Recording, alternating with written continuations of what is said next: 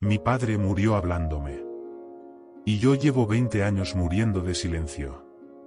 Hoy encontré una cinta que grabó para mí y que nunca escuché. En estos próximos minutos, voy a hacer lo que nunca tuve el valor de hacer en vida, sintonizar su frecuencia. Si alguna vez has tenido una conversación pendiente con alguien que ya no está, si te pesan más las palabras no dichas que las dichas, quédate. Porque te voy a mostrar cómo encontrar el cierre cuando la otra persona ya no puede darte la mano.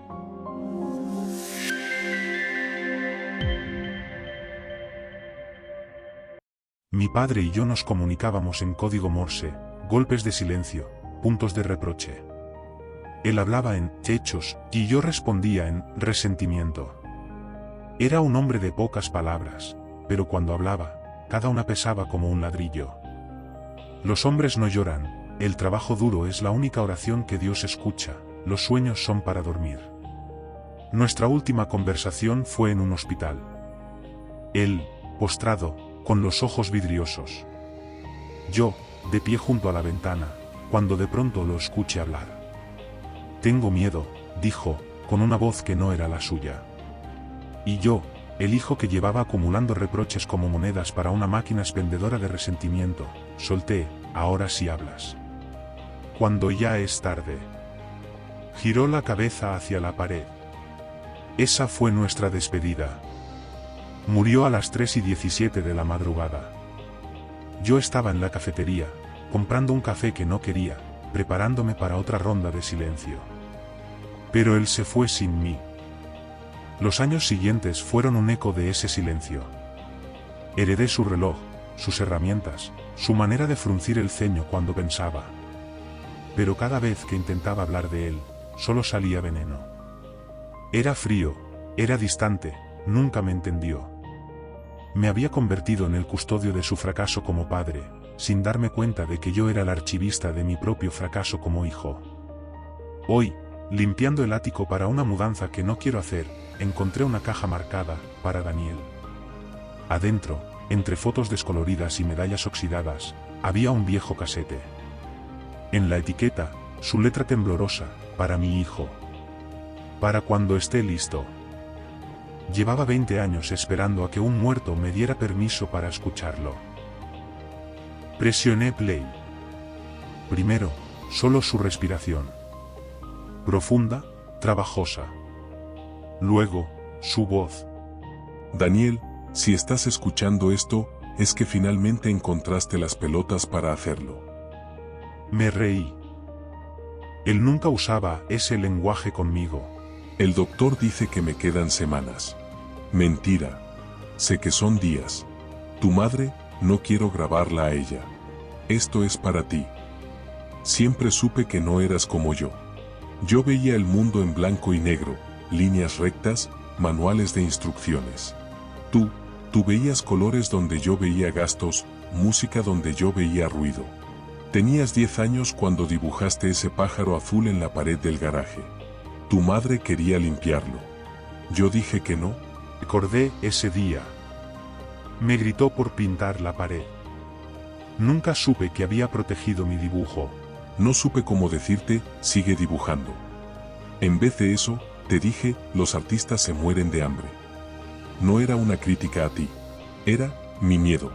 El miedo de un hombre que solo sabía construir muros, viendo que su hijo quería pintar ventanas en ellos. Lo de la universidad, querías estudiar arte. Y yo corté esa conversación con el presupuesto. No hay dinero. Mentira. Había dinero. Había miedo. Miedo a que el mundo te rompiera ese corazón blando que tenías, y yo no supiera cómo pegarlo. Toda mi narrativa se desmoronaba. Yo era el hijo sensible aplastado por el padre práctico. Y ahora descubría que él lo sabía. Que lo había visto. Que le había dado miedo. Luego, sus últimas palabras en la cinta. Cuando naciste, te tomé en brazos. Eras tan pequeño. Y juré que te protegería de todo. Incluyéndome a mí. Fallé. Te protegí del mundo aislándote de mí.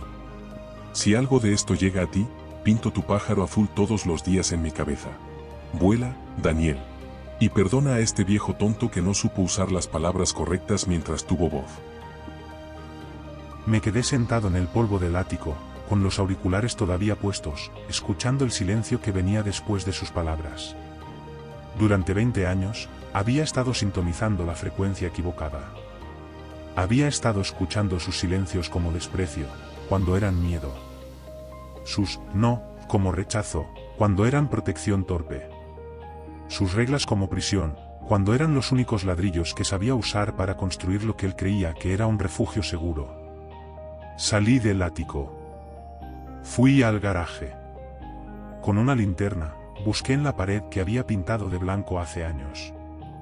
Rasqué suavemente y ahí estaba. El contorno fantasma de mi pájaro azul. Lo había pintado sobre él, no lo había borrado. Esa noche soñé con él. No con el padre enfermo, sino con el hombre joven que tomó en brazos a su hijo recién nacido y tuvo miedo.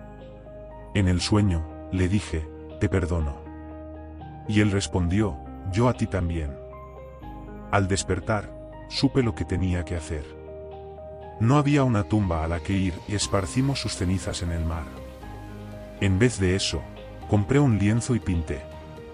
Pinté el pájaro azul de memoria. Y luego pinté a su alrededor, un hombre construyendo un marco alrededor del pájaro, no para enjaularlo, sino para enmarcarlo.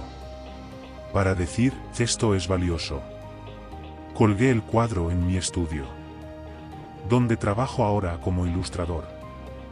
Donde, finalmente, uso los colores que él temía que el mundo me iba a robar. Hablo con él a veces. No en oraciones, sino en conversaciones reales.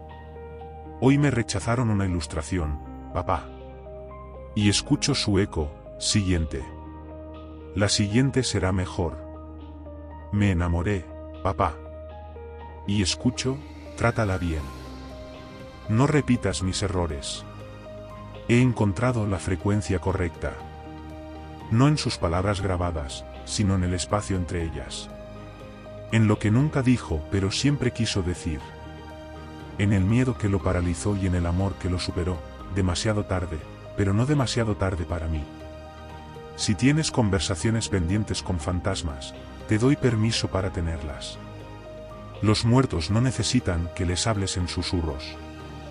Necesitan que les grites todas las cosas que no dijiste, para que el eco te devuelva lo que ellos nunca pudieron articular en vida. El cierre no lo da la otra persona. Lo das tú cuando decides escuchar más allá de las palabras, cuando sintonizas la frecuencia del miedo que había detrás del reproche, del amor que había detrás de la protección torpe. Mi padre murió hablándome. Yo estoy vivo, finalmente escuchándolo. Y en ese intercambio entre un fantasma y un hombre de mediana edad, he encontrado algo más valioso que el entendimiento perfecto, la paz imperfecta. La única que existe. Cuéntame en los comentarios. ¿Hay alguien con quien todavía tengas una conversación pendiente? Suscríbete para más historias donde el silencio también habla.